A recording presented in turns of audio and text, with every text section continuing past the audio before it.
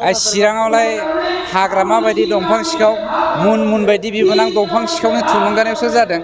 मानोना चिराङाव स्पेसियेलि आंनि एगेन्स्टआव बिपिएफआ नांना दं नालाय बेवहाय खाम्फा मुन आरो हाग्रामाया नांथाबनानै दङ। खिन्थु बिथांमोना साक्सेसफुल जानो हाया। लावआ जेसेबांखि फिथाइ थायानो मानो बिलाइनि सिङाव थाखायो, जों बिलाइ बिसोरो लाव फिथाइ। जोंनालाय जेब्लायबो थांखियानो गोदानखा, गोजाम थांखिखौ जों लाखाया। मोनसे गोनांथार फोसावनाय। बे खौराङा नोंथांनि थाखाय गोनांथि जागोन।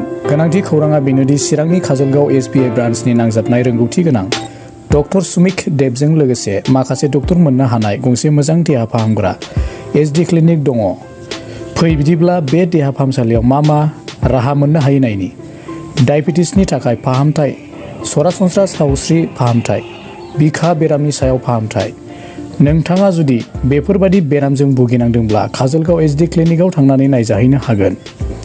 नायजानायनि सम फुंबिलिनि 9 रिंगानिफ्राय सानजौफुनि 1 रिंगासिम आरो बेलासिनि 5 रिंगानिफ्राय मोनाबिलिनि 7 रिंगासिम नायजानो हागोन।